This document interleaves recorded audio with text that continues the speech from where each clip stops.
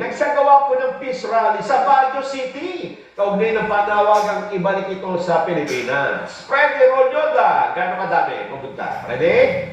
Ang sigaw ng tambayan, Duterte, bring him home! Duterte, bring him home! Naglunsad ng peace rally ang mga taga-suporta ni dating Pangulong Rodrigo Roa Duterte sa Baguio City sa panguna ng ilang personalidad at ilang grupo sa lungsod ng Baguio. Nauna dito ay naisagawa muna ang isang parada na sinimulan sa Baguio Convention Center. Binaybay ang Upper and Lower Association Road, Harrison at nagtapos sa Melvin Jones Grandstand para sa isang programa. Matatandaan, si Duterte dinala at inilipat papuntang Netherlands sa pamamagitan ng isang pribadong eroplano ilang araw na ang nakakaraan. Bagamat nagtulot ng bagyang pagbagal sa daloy ng trapiko ang naturang parada, ngunit sa pamumuno ng mga miyembro ng Baguio City Police Office, the finest, ay napanatili pa rin ang payapang parada hanggang maibalik sa dating luwag at ayos ang daloy ng trapiko sa kalsada. Sa naturang aktibidad, dala mga placards at megapon ay kanilang isinisigaw at sinatinig ang kanilang pagnanais na maibalik sa bansang dating Pangulo mula naman sa bansang Netherlands, kung saan ay dito dapat lamang umarong harapin ang mga pinupukol na mga kaso kung meron man para sa dating Pangulo ng bansa. Ilan sa mga personalidad na karamihan ay mga taga-support at organizers na nanguna sa event ay nagpahayag ng pagnanais na makabalik na sa bansa ang dating Pangulo dahil ang kanilang pinaglalaban umano.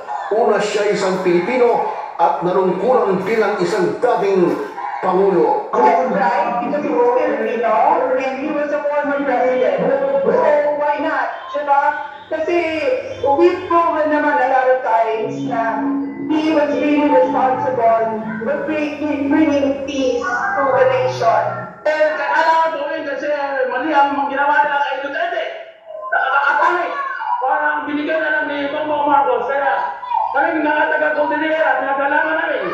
Masama kami sa mga Pilipinong pinaglalaban si Duterte para sa pagawin ko siya.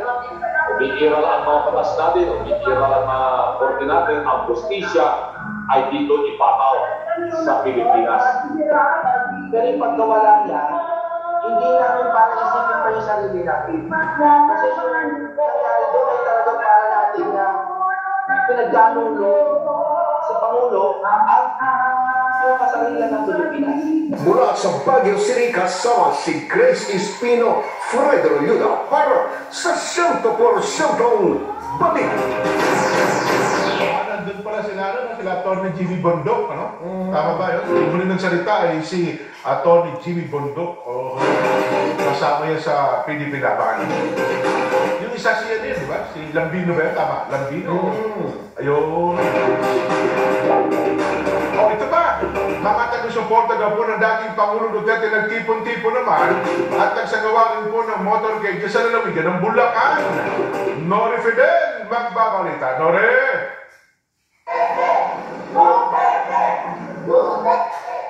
Sa ikalawang pagkakataon, muling nagtipon at nagsagawa ng motorcade ang mga taga-suporta ng dating Pangulo Rodrigo Duterte dito sa lalawigan ng Bulacan. Kanilang nilibot ang mga bayan sa Bulacan na hindi pa nila napuntaan noong unang araw ng kanilang pagtitipon.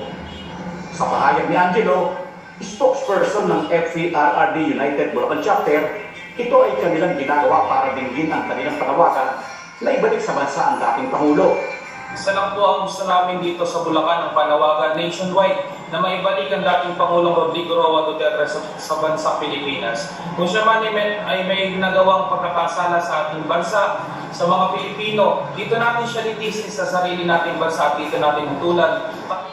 Mula sa siyudad ng Malolos, kanilang nilibot ang mga bayan ng Bulacan, Iginto, Balagtas, Bukawe, Santa Maria, Pandi, Plaridel, Pulilan at Calumpit, kung saan makikita ang mga posters sa kanilang sasakyan ng larawan ni Duterte at may nakasulat na "Bring him home". Pahayag pa ni Angelo, hindi niya sila titigil ng panawagan hanggang hindi na ibabalik sa bansa ang dating Pangulo. Hanggang hindi na ibabalik ang dating Pangulong Rodrigo Duterte sa ating bansa, hindi kami titigil dito sa Bulacan. Kaisa ang buong Pilipinas, kaisa nationwide ang panawagan na maibalik ang dating Pangulo. Nori Fidel, para sa 100% balita. Unity Ride para kay dating Pangulong Duterte, ginalad naman sa Cebu. JL Rosales, detalye. JL! hadlangan ng ulan ang isinagawang unity ride ng mga taga-suporta ni dating Pangulo Rodrigo Roa Duterte.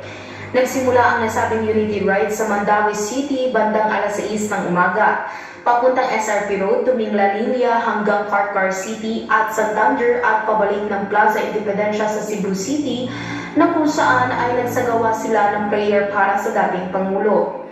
Ang nasabing gawain ay para isigaw sa pamahalaan ang mga Cebuanos ay nagkakaisa sa layuning maibalik sa bansa ang dating Pangulo sa lalong madaling panahon. Matatandaan na dinakip ang dating Pangulo at agad na dinala sa The Hague sa Netherlands para papanagutin sa mga kaso ng pagpatay kaugnay sa kampanya nito sa War on Drugs noong siya pa ang Pangulo ng bansa. Makikita naman sa mga nakilahok sa Unity Ride ang labis na determinasyon at pagnanasa na maiparinig sa kasalukuyang pamahalaan ang hinaing ng mga Cebuanos. Kahit basang-basa ng ulan, dinig na dinig ang hiyawan, pagkaway at pagwagayway ng mga bandila na siyang tanda ng kanilang patuloy na pagsuporta at pagmamahal sa dating leader ng bansa. Mula dito sa lalawigan ng Cebu, kasama si Julius Bagdon, Arturo Domingo at Arnulfo Compuesto. Ako si J.L. Rosales para sa 100% Balita. 6:07 a.m. at sa oras ni Halia, naman namin sa inyo ang ating